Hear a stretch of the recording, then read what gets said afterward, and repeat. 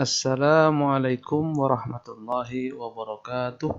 Selamat berjumpa kembali dengan pembelajaran matematika SMA kelas 12 bersama saya Muhammad Sahabuddin. Pada pembelajaran matematika kali ini kita akan membahas menyelesaikan masalah terkait dimensi 3. Untuk menyelesaikan masalah terkait dimensi 3, konsep yang dipakai yang pertama adalah luas segitiga.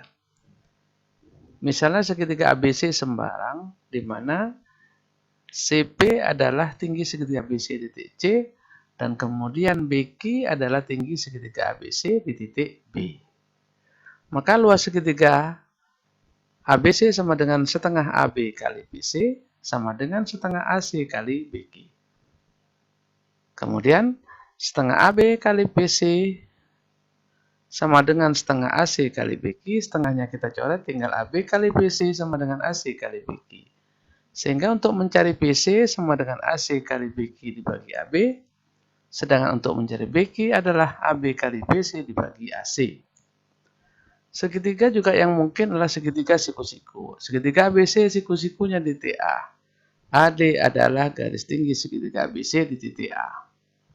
Maka luas segitiga ABC bisa dicari dengan rumus setengah A setengah CB kali AD juga bisa sama dengan setengah AB kali AC karena AB dan AC saling tegak lurus. Sehingga setengah CB kali AD sama dengan setengah AB kali AC. Setengahnya habis, maka CB kali AD sama dengan AB kali AC. Sehingga untuk mencari AD, AD adalah AB kali BC dibagi BC. Jadi mencari AD adalah AB kali AC dibagi BC atau CB. Bisa dipahami anak-anak? Ini konsep luas segitiga. Kemudian yang kedua menggunakan teorema Pythagoras.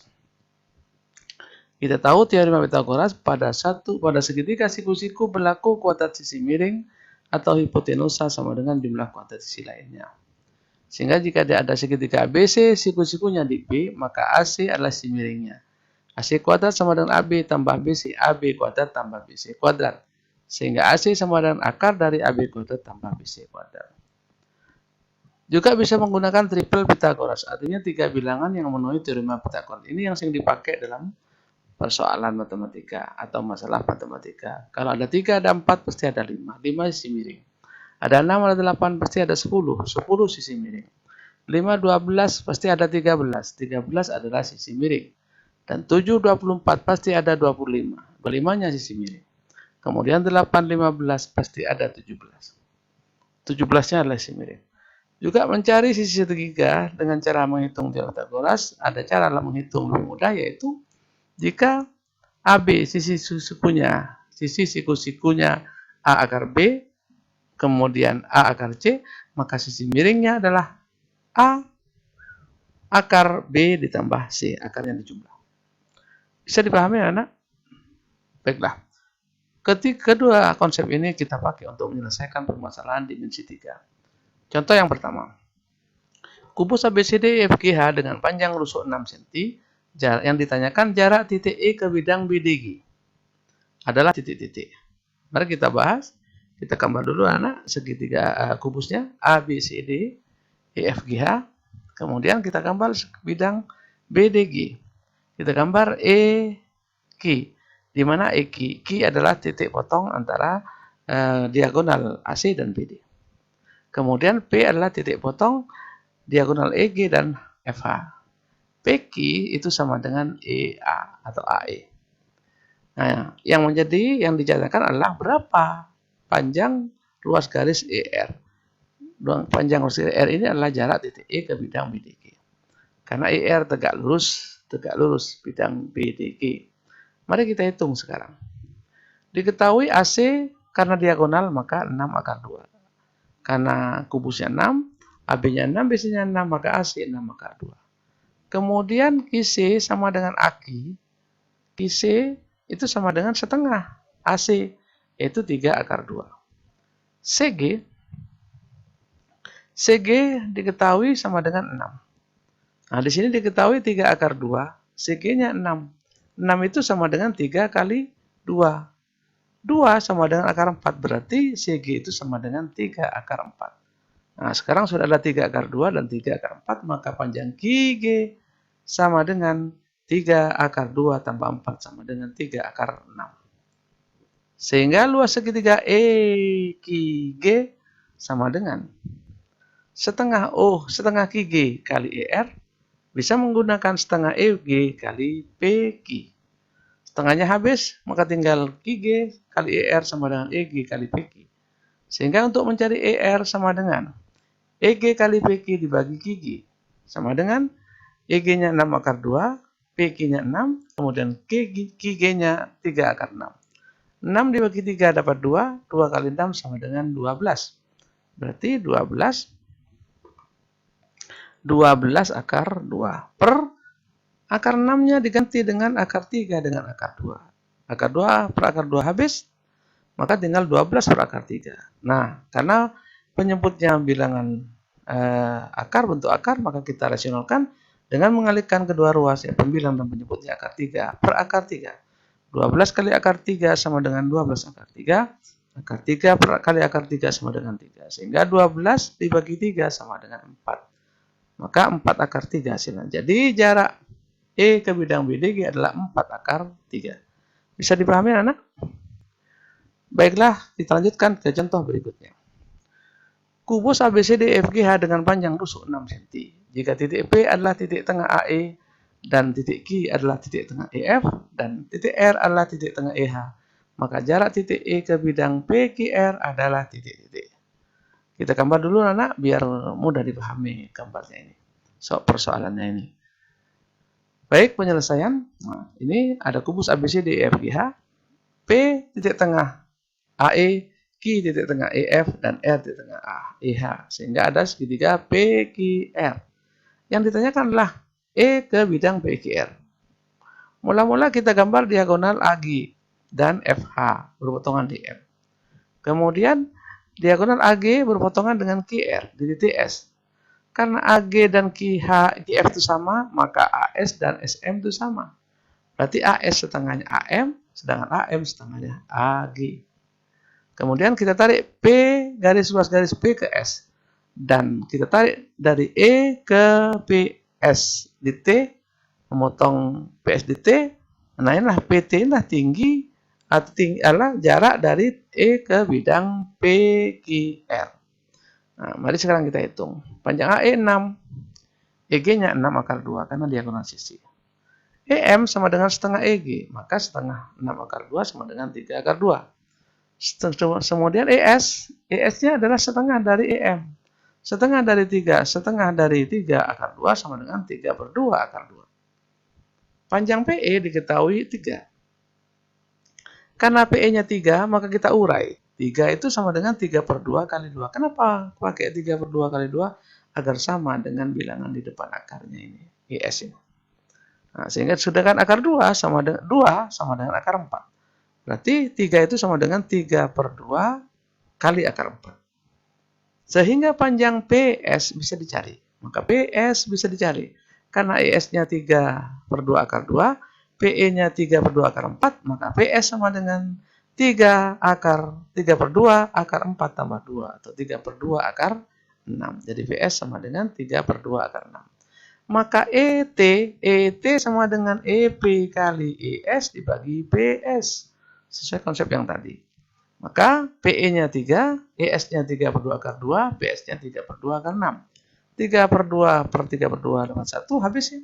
Tinggal 3 akar 2 per akar 6. Akar 6 kita urai menjadi akar 3 kali akar 2. Jadi akar 2 per akar 2 habis, tinggal 3 per akar 3. Nah, bentuk seperti ini tidak boleh dalam matematika, karena ini bilangan rasional. Maka 3 per akar 3 dikalikan akar 3 per akar 3. 3 kali akar 3 sama dengan 3 akar 3. Akar 3 kali akar 3 sama dengan 3. Kenapa dikalikan akar 3 per akar 3, anak? Karena agar akar 3-nya ini sih bisa hilang. Supaya bisa hilang, akar 3 dikalikan akar yang sama. Jadi 3 per akar 3 dibagi 3 sama dengan akar 3. Jadi E ke T, jarak titik E ke bidang PQR adalah akar 3. Contoh yang ketiga. Perhatikan kubus ABCD FGH di samping. Pernyataan berikut yang benar adalah A garis EH sejajar BDG. EH sejajar BDG. Oh, tidak mungkin. Ini berpotongan. Garis AE sejajar bidang BDG. AE sejajar salah. Tidak mungkin juga. Karena ini berpotongan nanti. Nah, AE sejajar BF. Dan BF berpotong BDG. Kemudian HB sejajar BDG. HB sejajar BDG juga tidak mungkin. Karena EH sejajar AD. AD itu memotong BDG di D. Karena bidang itu bisa diperluas ke sampingnya. Kemudian garis AF sejajar bidang BDG. Apakah AF sejajar BDG? AF sejajar BDG. Nah, mari kita selidiki sekarang. Yang E bagaimana? AE sejajar bidang BDG. AE sejajar BDG. Tidak mungkin. Karena DH ya sudah ada ini. Sama. Jadi kemudian kita selidiki yang D saja. Ya. Kita ingat konsep dua bidang sejajar. Dua bidang dikatakan sejajar apabila bidang itu tidak mempunyai garis persekutuan. Ciri-cirinya adalah misalnya ada garis G dan H berpotongan di titik A pada bidang U, kemudian garis K dan garis L berpotongan di titik B terletak pada bidang P.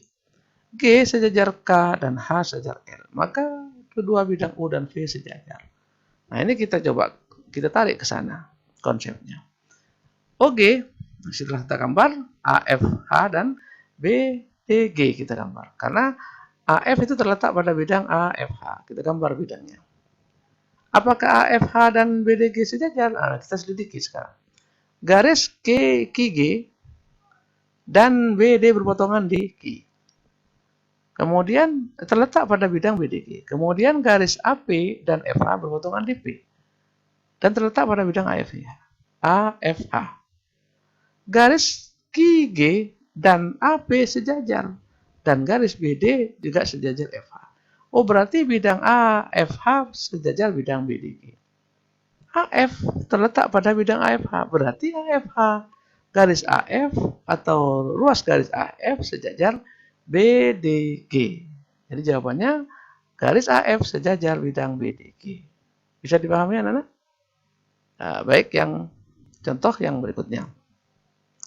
Perhatikan gambar balok PQRSTUVW di samping. Titik P pada HG dan Q pada DC. Dengan HP banding BQ sama dengan 3/2 dan DQ banding DC sama dengan 3/5. Jadi jarak garis BF terhadap bidang EPQA